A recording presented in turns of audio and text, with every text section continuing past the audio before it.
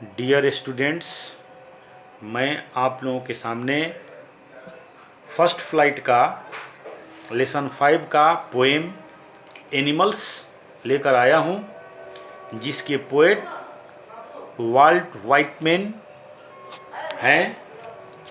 और इसमें ये जो पोएम है ये कहाँ से लिया गया है तो मैं आप लोगों को बता दूं। सॉन्ग ऑफ माई, आपके बुक में भी लिखा हुआ है, song of my self, song of my self in leaves of grass. इससे कुछ एक्सट्रैक्ट, कुछ ये पोएट जो हैं वाल्ट व्हाइटमैन जो लिए हैं, और इस पोएम में कवि ह्यूमन बीइंग और एनिमल्स के बीच कंपैरिजन कर रहे हैं, तुलना कर रहे हैं, और ये बताने का प्रयास कर रहे हैं कि ह्यूमन बीइंग्स के अंतर्गत कौन कौन सी निगेटिविटी है, यानी नकारात्मकता कौन कौन सी चीज़ है। पोएट कंपैरिजन करके ये बताना चाह रहा है कि अगर हमको दोनों के बीच रहने की अगर स्थिति बनती है तो मैं, यानी वाल्ट व्हाइटमैन बता रहे हैं कि मैं किसके साथ रहना पसंद करूंगा। किसके साथ? तो मैं जानवरों के साथ रहना पसंद करूंगा। क्यों? क्योंकि उनका कहने का मतलब ये है, उनके नज़र में, कि animals are far better than human beings. क्यों? और जो अभिव्यक्ति इनको आ रहा है कुछ पंक्तियों में व्यक्त करने का प्रयास किए हुए हैं, और मैं 1 बाय 1 लाइन्स इस मैं पोएम को पढ़ाने जा रहा हूं और आप लोग इसको ध्यान से समझेंगे। पोएट क्या कह रहे हैं?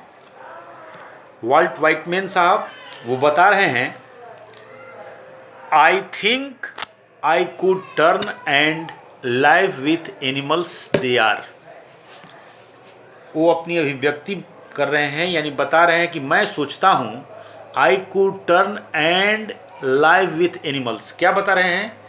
मैं किसके साथ रहना पसंद करूँगा? जानवरों के साथ। क्यों?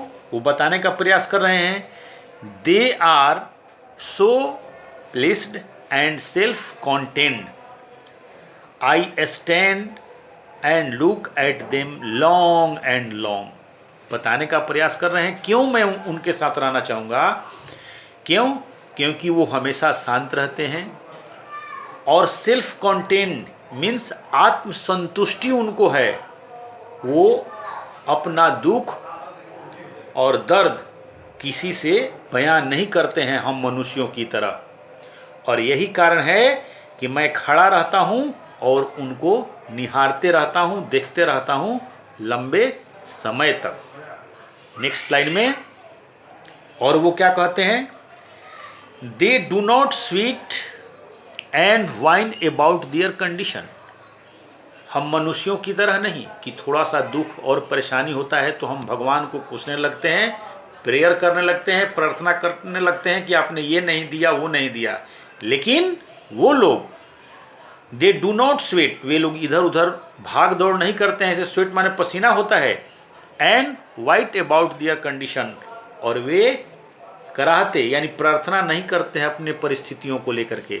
दे do not like awake in the dark and weep for their since, अपने पापों के लिए वे लोग, जो दुख होता है उसके लिए बैठ करके रोते नहीं हैं। They do not make me sick, वे हमको कभी दुख नहीं पहुंचाते हैं। Discussing their duty to God, वे लोग भगवान को कोसते नहीं हैं कि ये भगवान की ड्यूटी है, ये है, वो है। क्यों? क्योंकि उनको, जैसे हम अभी आपको ऊपर बताए, सेल्फ कॉन्टेंट, सेल्फ कॉन्टेंट का मतलब ही होता है आत्मसंतुष्टि। आगे पोएट क्या बता रहे हैं, नॉट वन इज डिससेटिस्फाइड। सबसे बड़ी बात है, हम लोगों में कोई संतुष्ट नहीं है। उन लोगों में अकॉर्डिंग टू पोएट बताया जा रहा है कि नॉट वन इज डिससेटिस्फाइड, ऐसा कोई नहीं है कि वो असंतुष्ट हो। नॉट वन इज डेमेंटेड विथ, और न वो पागल बनाता है, न उस तरह की बात करता है, और मनुष्यों की बात कर रहा है कि द मैनिया ऑफ वोनिंग थिंग्स, और मनुष्य जो है वो क्रेज, माने ये हमारा है, ये चीज़ मेरा है, ये उसी में लगे रहते हैं। तो हम मनुष्यों का दुख का सबसे बड़ा कारण यही है।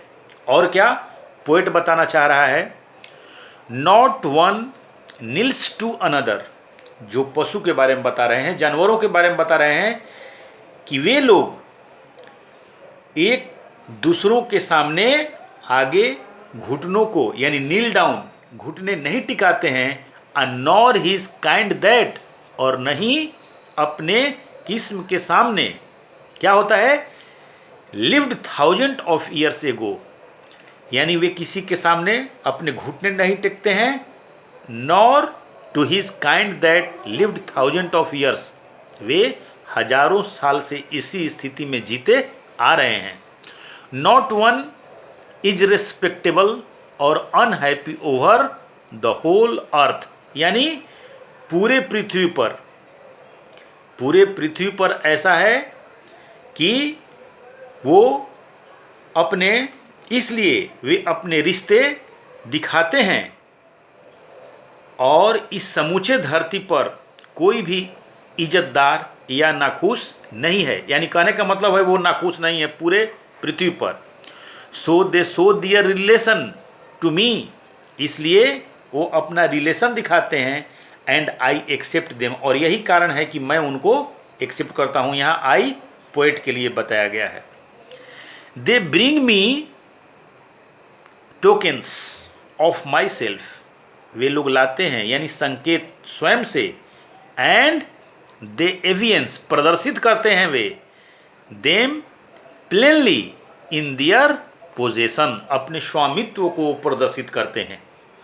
यही यहाँ पर पोएट बताने का प्रयास कर रहा है, वे अपने स्वामित्व को सीधे स्वभाव में प्रदर्शित करते हैं।